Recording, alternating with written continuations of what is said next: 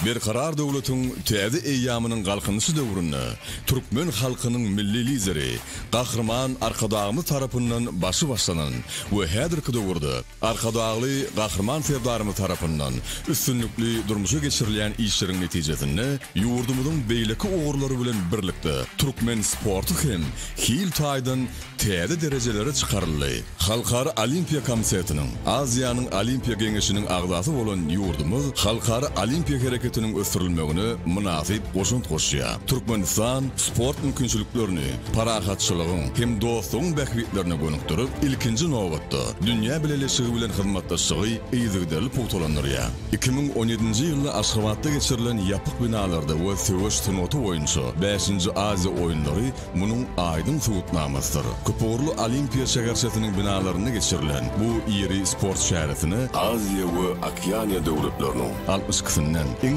ezber turganlaryň 5000-den gowra gatnaşdy. 2018-nji ýylda Türkmenistanyň gadymy beýik ýüpek ýolunyň ugur boýunça Amul Hadar 2018 halkara avtoralisi agyr atletika boýunça dünýä çempionaty üstünlükli geçirildi. 2023-nji ýylda Türkmenistanyň paýtagty Aşgabat şäherinde ilkinji gedip kuraş boýunça dünýä çempionaty geçirilip, onun guramaçylygy degisi halkara federasiýasynyň iň ýokary bahasyna münasip boldy. Soňky ýyllarda Türkmenistanyň hakkeýiň okkully ösüşi türkmen halkynyň milli lideri, gahrman arkadağımyzyň tagallalary bilen berk baglanşyklydyr. Gahrman arkadağımyzyň başlangyjy esasyny Aşgabatda we Awada milli syýahatçylyk doglagyny buz meýdançalary guruldy. Hakkey toporlary döredildi. Şunun bilen baglykda hakkey boýunça dürli ýarışlar, şol sanda milli çempionat ýygyderli geçirilýär. 2012-nji ýylda gahrman arkadağımyzyň taýsyz tagallary netijesinde ýurdumyzda Galkan, Nezil, Şir, Oğuzhan, Merdana, Alparslan, Watançy we Burgut atlary bilen 8 sany hakkey toparlary döredildi. Şol ýyldan hem türkmen hakkeýiniň şöhratly taryhy başlady. Her ýyl ýurdumyzda ýygyderli milli çempionatlar, kuboklar we ýarışlar geçirilýär. Bu ýarışlarda bolsa türkmen hakkeýçileri öz okyp başarnyklaryny görkezip, öz arasynda gyzgalanly bäsleşýärler. Hakkey boýunça Türkmenistanyň prezidentiniň kubogy ugrundaky ilkinji milli bäsleşik 2012-nji ýylda geçirildi. Şondan soňky ýyl bu ýarış halkara derejesine eýe boldy. 2015-nji ýyldan bolsa ýurdun sport ýarışlarynyň senenamasyny ýeni bir bäsleşik Türkmenistanyň döwlet baýdagynyň bayramyna bagyşlanan hakkey ýarışy girdirildi. Elbetde taryhyň gatyna altyn harplar bilen ýazylan taryhy wakalary ser salanymyzda gahrman arkadağımyzyň sportyň gysy görünüşi bolan hakkey boýunça toparlaryň ýurdumyzda kemala gelmegine hemde olaryň halkara ýarışlaryny ýokary netijeler gazanmagyny ägir uly tagallatynyň bardygyny şöhratly video ýalgylar hem aýdynlygy bilen şaýatlyk edýär. Gahrman arkadağımyzyň her bir türkmen ýaşlary üçin nusha alarlyk ustatlyk mekdebi münasip dowam edýär. Şol ýyllarda gahrman arkadağımyzyň agtygy Kerimoğlu'nyň hem buz meýdançasyna çykyp öz ustatlygyny görkezenligini hem bellemelidir. Taryh şöhratly wakalara baý. Hakkey boýunça alınıp barılan uly işleriň netijesinde bolsa dünýäniň hakkey toparlary bilen münasip ýarşyp bilýän Galkan hakkey topary şeýlede Türkmenistanyň hakkey boýunça milli ýygyndysy emele geldi. 2017-nji ýylda Türkmenistanyň milli ýygyndysynyň hakkeyçileri Ýaponiýanyň Sapporo şäherinde geçirilen 8-nji Gyşky Aziýa oýunlarynyň maksatnamasynyň şäherlerine geçirilen 2-nji bölümçäniň ýarşyny kiçi altyn medallary gazanyp uly üstünlük gazandylar. 2018-nji ýylda bolsa Kuweytyň, Birleşen Arap Emirlikleriniň, Bosniýa we Hersegowinyň toparlaryny öz içine alýan 4 toparyň gatnaşmagyna Sarayewada geçirilen saýlama ýarışda ýeňiş gazanyp, ilkinji gezek 2019-njy ýylda dünýäniň çempionatynyň 3-nji bölümçesinde çykyş etmek hukugyny gazandylar. Şondan bäri türkmen hakkeýçileri 3-nji bölümçäniň arasyndaky dünýä çempionatlaryna ýygyderli gatnaşýarlar we baýrakly orunlara münasip bolýarlar. Türkmenistanyň ýetkinjekler ýygyndysynyň hakkeýçileri hem soňky 2 ýylda uly üstünlükler gazandylar. 2023-nji ýylda olar Eýranyň, Mongoliýanyň, Birleşen Arap Emirlikleriniň, Taýlandyň we Özbegistanyň toparlarynyň gatnaşmaklaryny Ulan-Batyrda 18 ýaşa çenli oýunçylaryň arasynda geçirilen Aziýanyň we Okeaniýa döwletleriniň ilkinji çempionatynda kümüş medaly münasip boldylar.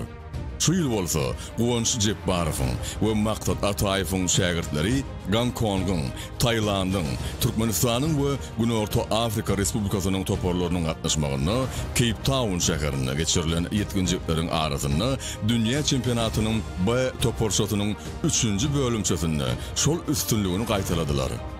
Ine şu ýyl hem Pähim Paýgas ummany magtum bolup Praga ýylynda ýurdumyzyň sport taryhyna altyn harflar bilen ýazyljak waka şaýat bolar.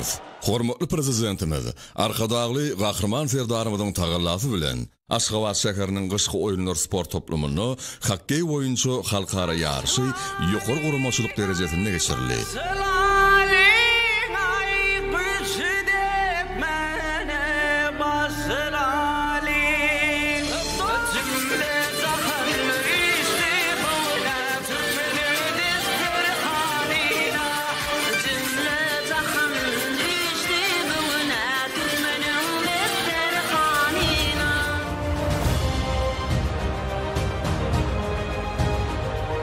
Türkmenistan sportun durly görnüşleri boýunça halkara ýarşylarynyň geçirilýän merkezi bolmak bilen sportun gyşky oýunlary görnüşi bolan hokkey boýunça halkara ýarşy hem üstünlikli geçirildi.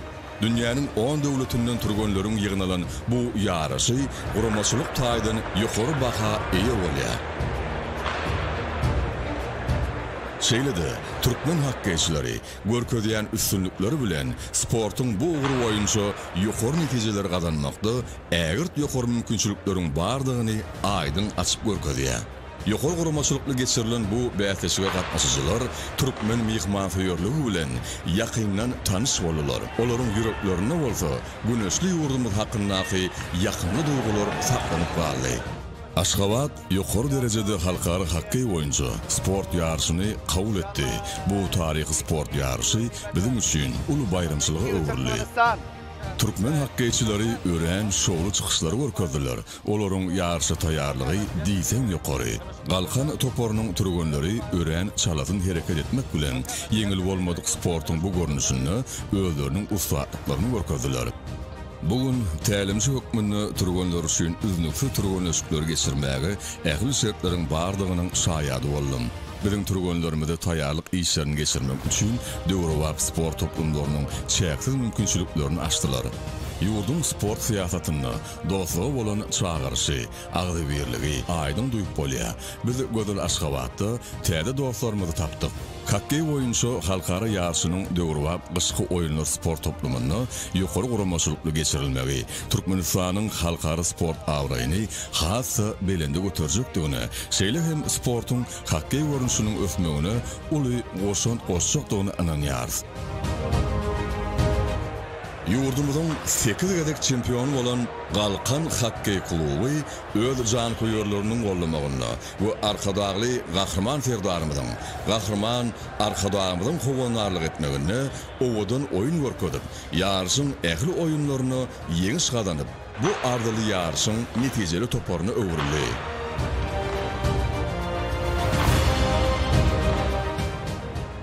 Goý Türkmen sportynyň şöhraty dünýä ýaňsarsyn. Gahrman arkadagymyzyň, arkadagly gahrman serdarymyzyň jany sag bolsun. İşleri hemişe rowaj alsyn.